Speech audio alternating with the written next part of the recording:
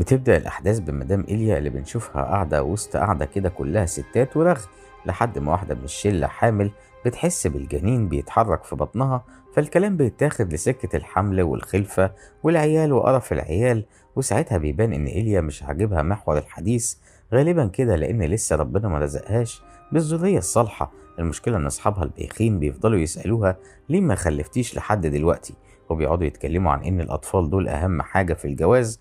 كل ده ومدام إيليا عمالة يا عيني تحاول تبين نفسها مش متضايقة وهي هتفرقع من الغيظ. المهم إنها تاني يوم بتطلع على الدكتورة بتاعتها علشان تعمل تشيك اب على السريع كده تطمن بيه على نفسها، لأنها خايفة يحصل لها زي مامتها واللي ماتت بمرض السرطان من كام سنة. بعدها بتروح إيليا لعم هارفي الراجل الطيب واللي فاتح دكان على ما أسهم كده لبيع البويات والألوان. ساعتها الراجل ده بيفرجها على صورها اللي نازلة في مجلة جديدة، وده لأن مدام إيليا مهندسة ديكور ليها وزنها في السوق، وأحيانا بتظهر في المجلات والصحف، وبتفرح إيليا بصورتها وبتصورها بموبايلها علشان تغرق بيها الفيس والإنستجرام. لكنها لما بتشوف صورة عيل صغير بيبان عليها النكد على طول. وبالليل بتقعد إيليا تتعشى مع أبوها ومع جوزها إيدن، وساعتها أبوها بيقول لها إنه نفسه يجرب إحساس الجد ونفسه بنته تتمتع هي كمان بالأطفال. فالبنت يا عيني من غيظها بيبقى هاين عليها تحدفه بطبق السلطة، وبعد ما بيمشي بتكون متضايقة وفجأة بتقول لإيدن جوزها إنها قررت خلاص تاخد الخطوة اللي خايفة منها وتحمل وتخلف، لأن نفسها يتقال لها يا أم ياسين ولا يا أم مالك ولا يا أم أي حاجة زي بقية صحابها. وإيدن بيتخض من كلامها وبيقول لها إن الموضوع ما ينفعش يجي كده، وإنها لازم تاخد القرار ده بهدوء ومن دماغها هي، مش علشان ترضي أبوها أو تخلص من بواخد صحابها. لكنها بتفضل مصممة على كلامها لحد ما جوزها بيتخنق منها، وبتقعد مع نفسها تفتكر كلام دكتورة ويبر واللي قالت لها إن رغم صعوبة حملها وهي في أواخر الثلاثينات إلا إن في مركز طبي كويس بيساعد اللي في نفس حالتها وهي ممكن تتابع معاهم. المهم بتسلم إيليا على جوزها إيدن بحرارة علشان المفروض إنها مسافرة كام يوم في رحلة عمل، لكن في الطريق بنعرف إنها خدت أجازة أصلا من شغلها، وده علشان تروح المركز الطبي اللي دكتورة ويبر قالت لها عليه. ولما بتوصل بيتعمل لها شوية تحاليل وفحوصات وأي هري بيلموا بيه فلوس على قفا الغلبانة، لحد ما بتقابل الراس الكبيرة في المركز واللي اسمها دكتورة إليزابيث، واللي بتقولها إن الموضوع أبسط من البساطة، وهو إنها هتشرفهم في المركز هنا شوية علشان تمشي على كورس هرمونات بتعلي الخصوبة وبتزود القدرة على الحمل. وفعلا إيليا بتبدأ العلاج في ساعتها بدون تأخير. بعدها بتاخد أكلها وبتروح تقعد مع زمايلها زباين المركز، وساعتها بتستغرب شوية لأن بتلاقي كل واحدة قاعدة لوحدها كأنها مخاصمة التانية. بعدها بتقعد مع دكتورة إليزابيث اللي بتقول لإيليا إنها مصابة بفوبيا الحمل والخلفة، وبعدين بتوزع عليها شوية رسومات كده وبتسألها شايفة إيه في كل رسمة. فإيليا ما شاء الله بتشطح بقى بخيالها، وشوية تقول شايفة ست واقفة لابسة أسود في أسود واقفة جنب حشرات ميتة، وشوية تقول شايفة ساعة كبيرة، وشوية تقول شايفة أبو رجل مسلوخة. وإليزابيث مستغربة كلامها وإيليا مستغربة من استغراب إليزابيث لكلامها. وحاجة غريبة جدا لحد ما الست الدكتورة بتديها جرعة جديدة من الأدوية وبيكملوا كلامهم. وساعتها إيليا بتعرفها إن إيدن جوزها ما يعرفش إنها هنا، وبتسيبها إيليا وبتروح تنام، وبتاخد بالها إن في عنكبوت لطيف كده بيتفسح في أوضتها، فبترفع له الشبشب علشان تقضي عليه، لكن مسافة ما بتعمل كده بتلاقيه اختفى، فبتستغرب جدا. وفي المقابلة التانية بتسألها إليزابيث تاني عن تحليلها اللي شافته في الصور آخر مرة، فإيليا بتقولها إن تقريبا كده الساعة الكبيرة هي نفسها اللي كانت عند جدها زمان وأبوها خدها منه بعد ما توفى، وإن الحشرات الميتة دول الجنود اللي ماتوا في الحرب اللي شافتهم في النشرة. أما بقى الست اللي واقفة جنبهم فهي مش عارفة دي تطلع مين. هنا إليزابيث بتقول لها إن واضح كده إن عندها خوف مرضي من الحروب والموت، وده يمكن سبب الفوبيا بتاعتها اللي من الحمل والخلفة، علشان كده لازم لها علاج أقوى بكتير من شوية الهرمونات والحبوب اللي بتاخدها. وبتبدأ تشرح لها الاختراع اللي عملوه في المركز، وهو عبارة عن جهاز صغنن كده بيتزرع في جسم الست اللي عايزة تحمل، وإنه بيقدر يدي الست جرعات هرمونات بتحتاجها طول العمر، وده معناه إن الجهاز ده هيدخل الجسم ويفضل فيه للأبد. الكلام ده بيوتر إيليا شوية، والتوتر بيعلى قوي لما بتجيلها شوية هلاوس غريبة زي إنها بتسمع صوت حد بينادي عليها وبيكلمها، فبتخرج من أوضتها تقف في الهواء طلق، وبتشوف واحدة تانية زيها جاية المركز للعلاج، فبيقفوا يشدوا نفسين مع بعض وبيرجوا شوية. لكن بعد ما زميلتها دي بتمشي فجأة إيليا بتشوف نفس الست اللي تخيلتها لما شافت صور الاختبار جنب الحشرات، فطبعا دمها بينشف من الرعب وبتجري وهي مش عارفة دي حقيقة ولا خيال. المهم بتبدأ إيليا تستعد لزراعة الجهاز الغامض ده في جسمها، وإليزابيث بتقول لها إنها لازم تدخل الأول جوه الجهاز الضخم ده علشان المفروض إن ده هيهيئها لعملية الزراعة المنتظرة. وفعلا إيليا بتوافق، ويا ريتها ما وافقت، لأن أول ما بتدخله بتبدأ تشوف حاجات غريبة وتحس بحاجات أغرب، فبتقضيها صويت وعياط لحد ما باب الجهاز بيتفتح لها من تاني، وساعتها بتلاقي قصادها نفس الست المرعبة اللي بتشوفها كل شوية، فبتترعب أكتر وبتفقد الوعي. ولما بتفوق بتحكي لإليزابيث عن الست دي، لكن إليزابيث بتفرجها في الكاميرا إن اللي فتح لها الجهاز هي الممرضة، وإن الست اللي بتتخيلها دي ملهاش وجود أصلا. لكن إيليا بتكون مرعوبة وبتقول للدكتورة إنها خلاص مش عايزة تكمل لعب معاهم، وإنها عايزة تروح بيتها بدل فيلم الرعب اللي دخلته برجليها ده. لكن إليزابيث بتفضل تضغط عليها وتقول لها إن اللي بيحصل لها ده طبيعي، لأنها بتواجه دلوقتي مخاوفها، وبتهددها إنها لو مشيت يبقى عمرها ما هتعرف ترجع تاني، وساعتها بقى تنسى حلم الأمومة وأم ياسين وأم مالك والجو ده. فبتتراجع إيليا وهي عصر على نفسها كيلو ليمون، ولما بتيجي تاخد الدواء بتتخيل إنه عبارة عن عنكبوت فبترميه. وبعدين بيجي ميعاد عملية الزرع اللي بتمشي زي السكينة في الحلاوة، وبتقول لها إليزابيث إنها تقدر تروح بيتها دلوقتي، لكن لازم تستمر على الأدوية وتكلمها على طول لو حصلت أي حاجة.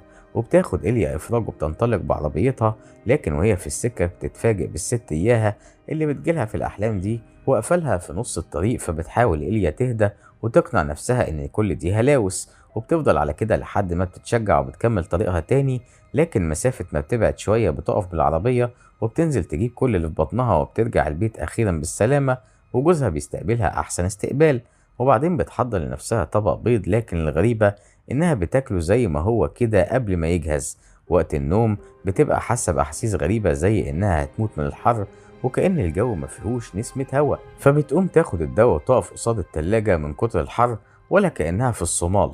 وبعدين بترجع تاني تاكل البيض بنفس الطريقة الغامضة والمريبة. تاني يوم بيكون عيد ميلادها واصحابها بيجولها يحتفلوا بيها، وهي تصرفاتها بتكون مريبة شويتين، زي إنها مثلا بتطلب تسند راسها على بطن صاحبتها الحامل، وساعتها بتفضل تغني للجنين اللي جوه بطنها، وهوب بترجع تاني تشوف عنكبوت ضخم على بطن صاحبتها. فبتقول لها بصي ما تتحركيش خالص وانا هقتله العنكبوت ده. وفجأة بتمسك كتاب ضخم وبتكون على وشك تضرب بيه بطن الست لولا ستر ربنا، وبيلحقوها على آخر لحظة. وطبعا الكل خايف ومستغرب تصرفات إيليا اللي شكل مخها اتلحس، وهي نفسها بتطلب من جوزها تخرج من هنا لأن حالتها مش طبيعية. وتاني يوم بتروح لعم هارفي تاخد منه الألوان، والغريبة إن المرة دي مش بتلاقي الألوان اللي عايزاها، والأغرب من كده إن هارفي بيقول لها سلامة الشوف يا ست الكل، ما الألوان كلها قدامك أهو. فبتتضايق قوي إنها ما شافتش، وبتتصل بالدكتورة إليزابيث وبتحكي لها عن كل حاجة بما فيها أحاسيسها الزايدة بالحر وتصرفاتها الغريبة. والدكتورة كل اللي بيكون طالع عليها إنها تستمر على الأدوية وخير إن شاء الله. بعدها بنشوف إيليا في زيارة لبيت صاحبتها الحامل علشان تعمل أوضة الطفل المنتظر، وطبعا وقتها بيكون وضعها مش كويس خالص لدرجة إن الدواء بتاعها بيقع منها. ولما بتروح بيتها بتقعد مع أبوها اللي جاي يزورها وبيفضلوا يحكوا عن الذكريات، فبتاخدهم الذكريات لألبومات الصور القديمة. وهنا بتحصل المشكلة لما إيليا بتشوف صورة واحدة ست وبتفكرها بنفس الست إياها اللي بتظهر لها كل شوية. ولما بتتخض من صورتها أبوها بيقول لها دي جدتك، وبتفضل تبص إيليا على صورة جدتها اللي متعلقة عندهم وصورة الست وهي مش مصدقة، وبتقول استحالة تكون جدتي شبه الست دي. فالراجل بيتقمص وهو بيقول لها على فكرة جدتك كانت ست ب100 راجل، وهي بتقول له ما هو واضح اهو. فبيتعصب وبيقول لها وادي الصور، وبيبدأ يقطع فيهم صورة صورة، وشكلها عيلة مجانين كلها. وإيليا بتعيط وبتحاول تصالح أبوها اللي طلع عقله أصغر من عقلها شخصيا. وعلى بالليل بتحاول إيليا تنام، لكنها بتفتكر إنها ما خدتش الدواء، وطبعا لما بتيجي تاخده مش بتلاقيه لأنه وقع منها عند صاحبتها. فبتلبس وبتجري على بيت صاحبتها زي المجنونة، وأول ما بتفتح لها بتدخل جري على الأوضة وبتلم الدواء المنطور على الأرض وبتاخده. وهنا بتبص صاحبتها على أوضة ابنها المنتظر لأول مرة، وبتشوف إن إيليا مالية الأوضة شخابيط سودا، وكمان بوظت سرير الولد وكسرة كل اللعب بتاعته. فبتترعب البنت من تصرفات إيليا اللي واضح إنها مخها ضرب خالص. والمرعب أكتر بقى إن المدام دي بيجيلها الطلق دلوقتي، فبتبدأ تطلب من إيليا تساعدها، وإيليا كل اللي طالع عليها تبص على بطنها. ولما بتنزل شوية مية من صاحبتها بتحط إيليا إيديها على المية دي وبتلحوز بيها وشها زي المجنونة، وبتبدأ تقول لصاحبتها تقف مكانها وهي هتخرج منها الطفل بطريقتها. فصاحبتها بتترعب منها وبتحاول تزقها لبعيد وهي بتصرخ، لحد ما ربنا بيلطف وصديقة تانية ليهم بتيجي تنقذ الموقف وبتطرد إيليا. وبعدها بتتفاجئ بأبوها بيكلمها وبيقول لها إنه وقع من طوله وعايزها تروح له، فبتجري عليه وبتساعده، لكنها بتتجنن من صوت الساعة العملاقة اللي في الأوضة، وفجأة بتمسكها وبتكسرها حتت صغيرة. وأبوها باصص لها باستغراب وزي ما يكون باصص على واحدة مخها لاسع. المهم بيرجع ايدن البيت وبتحكي له إيليا على اللي بيحصل لها، وهو بيحاول يهديها وبيكون مبسوط انها بتقوله انها خلاص مقتنعة بموضوع الخلفة. لكن فجأة بيتصاب في ايده وبيطلب منها تجيب له حاجة يعالج بيها جرحه.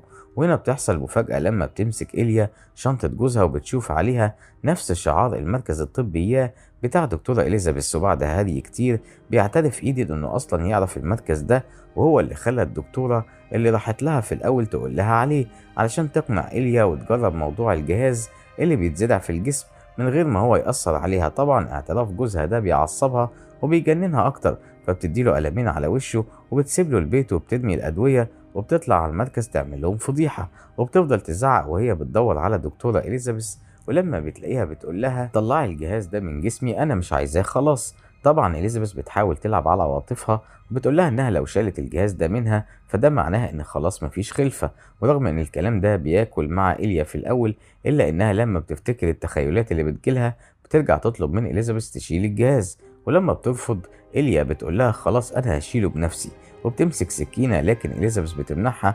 وهوب بنشوف فجأة قصادها الست المرعبة أم أسود في أسود، فبتقرر تضربها بكل عنف وهي مش عارفة إنها بتضرب إليزابيث دلوقتي. فين وفين لما بتقدر عليها وبتشيل فعلا الجهاز من جسمها وبتطلع جري بعد ما المركز بلغ فيها الشرطة. وفعلا مفيش دقايق وبتلاقي عربية البوليس بتطاردها، فبتتصل بجوزها إيدن تعرفه اللي حصل. لكن المفاجأة إنه بيقول لها إن هو اللي بلغ الشرطة عنها مش المركز، وده لأنها لما راحت لأبوها وكسرت الساعة الضخمة بتاعتها فهي للأسف كسرتها فوق دماغ الراجل لحد ما مات. طبعا إيليا لما بتعرف إنها قتلت أبوها بتنهار خالص وبتسلم نفسها للشرطة، لكن فجأة بتقرر تهرب منهم وبتجري لحد ما بتوصل لمكان عالي فوق البحر، وبترمي نفسها في المية علشان تموت نفسها وتخلص من حياتها. لكنها رغم كده مش بتموت، وبنشوفها في الآخر قاعدة على جنب بعد ما طلعت. وبيخلص الفيلم على كده.